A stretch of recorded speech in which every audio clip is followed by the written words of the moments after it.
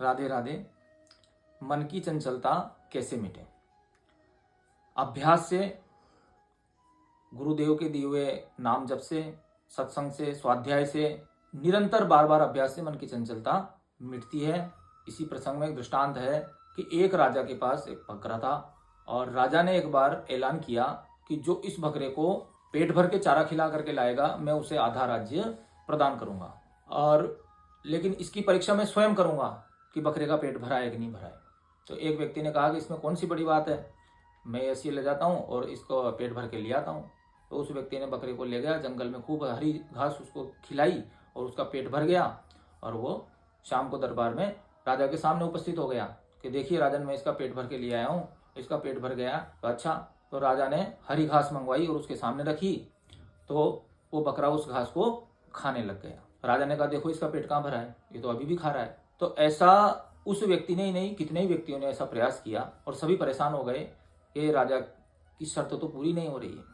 एक विवेकी व्यक्ति, सत्संगी व्यक्ति थे, उन्होंने सोचा कि इसमें कोई तत्व है, रहस्य है, तो मैं इसका प्रयास करता हूँ। उन्होंने राजा से कहा कि मैं बकरे को ले जाता हूँ, मैं इसका पेट भर के लाता हूँ। राजा ने कहा ले जाओ। तो वो ले गया उसको और उसके सामने घास रखी, और जैसे ही बकरा घास खाने का प्रयास करता तो उसे डंडे से मार देता। ऐसा क्रम निरंतर चला। जैसे ही बकरा घास खाने का प्रयास करता वो उसे डंडे से मार देता।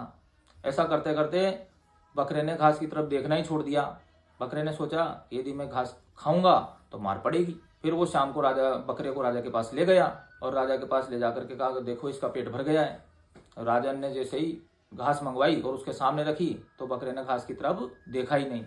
तो कहा देखो इसने घास की तरफ देखा ही नहीं, इसका पेट पूरी तरह भरा हुआ है। तो राजा समझ गया कि इसने युक्ति से काम किया है।